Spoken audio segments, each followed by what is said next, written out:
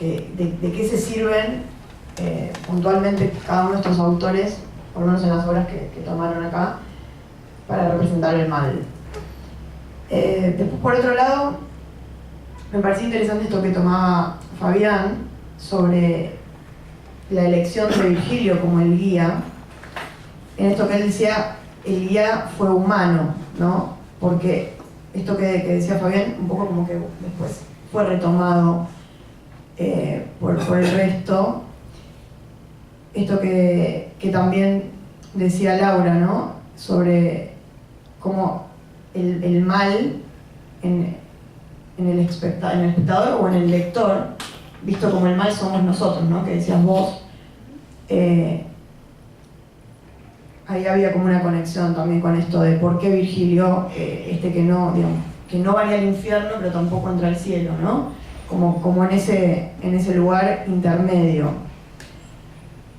Después pensaba también en la relación que también plantea Fabián entre la poética y lo teológico, que en la Divina Comedia estaba como mucho más presente.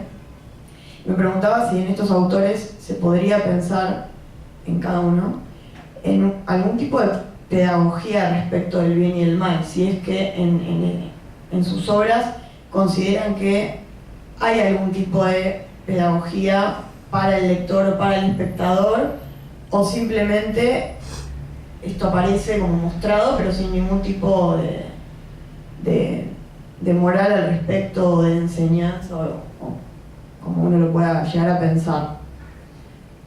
Esa es otra cuestión que también me generó pregunta.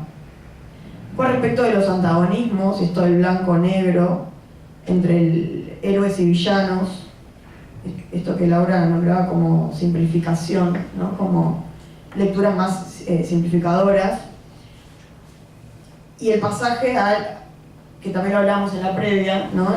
La contradicción humana en sí, y cómo eso podría llegar a dividir al personaje o al sujeto, supongamos, como al sujeto que aparece, digamos, en el texto, y al sujeto como también el que accede al texto y se puede identificar con eso.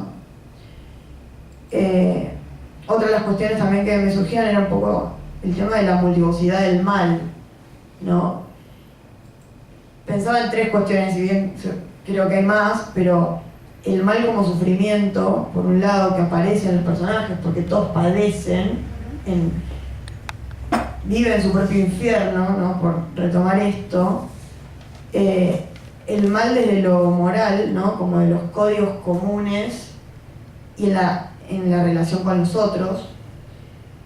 Y el mal, otra vez, como división, como contradicción frente al acto. O sea, el sujeto frente a un acto y qué consecuencias trae este acto que nos llevan después a hablar del mal o del bien. Quizás no como algo previo al acto, sino como justamente como el acto como fundando esta división.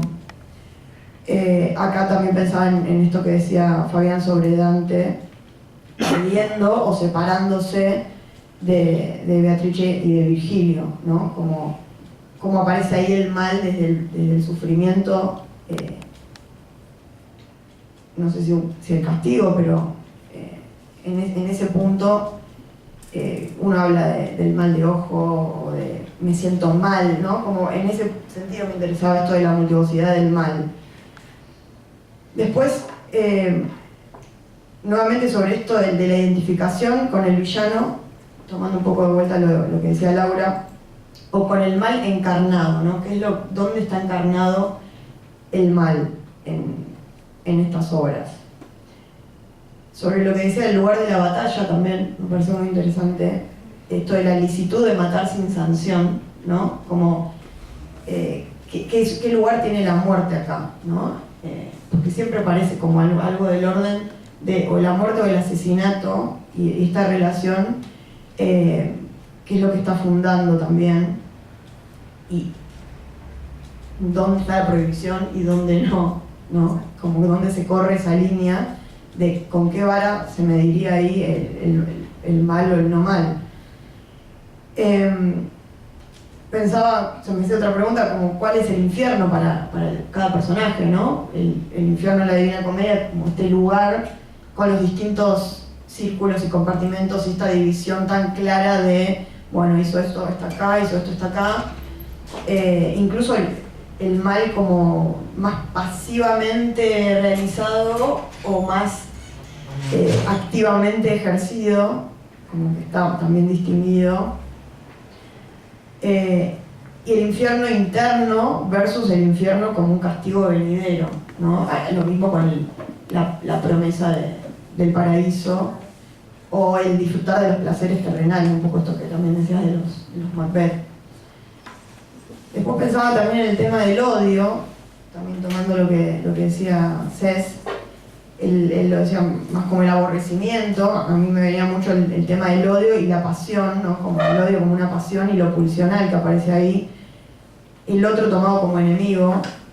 Cés lo planteaba también como esto de, bueno, por el lado del amor, ¿no? Como el poder ver la diferencia, pero todo el tiempo me resonaba un poco esto en el móvil frente a cómo aparece el otro, ¿no? Como el otro como obstáculo o el otro como objeto de odio, ¿no? ¿Cuál es el objeto de odio en cada situación, en cada persona, digamos, en los dilemas que se le arman a cada personaje frente a estos actos? Lo que se proyecta hacia afuera, también Gustavo habló de la sombra junguiana, ¿no? Como esta disparidad entre la luz y la sombra y qué es lo que queda por fuera del yo, ¿no? Como lo no reconocido como propio y proyectado muchas veces como mal, que es algo que también surgió en todos, y como el lector también quizás se puede identificar con eso. Bueno, esto, ¿no? Como cómo diferenciar el yo y el otro, a partir también del odio y de lo que se puede pensar como el mal. Esto también me lleva a preguntarme cómo pensamos el mal, si como una entidad que también puede estar representada, ¿no? Como esto de las fuerzas oscuras, el bien, el mal, la luz, la oscuridad, nuevamente este binarismo que decía Laura, ¿no? Y lo relacional, ¿no? Si se puede pensar el mal como entidad o como algo que siempre es más de uno, ¿no? Como siempre está con un otro, y los matices del mal también, ¿no? Esto en Shakespeare también se iba viendo cómo se iba matizando, ya no tanto esto del héroe versus el villano, sino como el héroe y el villano en un mismo sujeto, que también me vuelve a llevar a pensar un poco en esta división. Después también lo que decías es sobre esto del rechazo de la sabiduría, que aparecía en Köppen en Sábato, también me pareció interesante porque veníamos hablando un poco del platonismo, esto de la búsqueda de la verdad y la luz, y acá como que se invierte un poco esto, y repensar la naturaleza humana, que obviamente yo vengo más del palo del psicoanálisis y no me puede no resonar con la cuestión de lo pulsional y la renuncia pulsional en Freud, y también pensar el contrato social y todo lo que esto implica en la relación con el otro y qué posición se toma, ¿no? frente al acto y al dilema ético, también como decía Gustavo, que otra salida habría, qué salida, en este caso uno puede pensar en cada obra de las que fueron mencionando. En lo que decía Cés era bastante sin salida, ¿no? En algún punto, porque que también nos remite un poco al infierno, ¿no? Como una característica de esto del sin salida, el no poder terminar.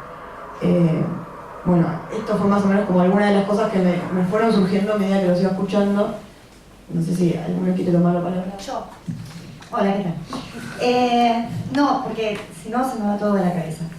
En primer lugar, bueno, yo no vengo de psicoanálisis, no vengo de la literatura, yo vengo del teatro. ¿no? Del arte escénico. Y los personajes que más atraen son los malos, siempre. O sea, todos queremos, el malo es como el personaje que todo actor quiere hacer, que toda actriz quiere hacer, y que con el espectador se identifica y se siente fantástico. Una palabra que dijo Gustavo respecto a cuando lo mencionaste a Freud, que es lo ominoso. En el caso de Macbeth, o de los Macbeth, aparece lo ominoso. Esto es, hay que tenerlo en cuenta, digamos, con mucha claridad. Ahora, respecto de todas estas cuestiones que fuiste mencionando, que ya ahora me estoy medio como olvidando, pero te voy siguiendo más o menos el rastro acá. ¿A qué alegorías se recurre? Bueno, en el caso de los Macbeth está claro con el tema de las brujas, hay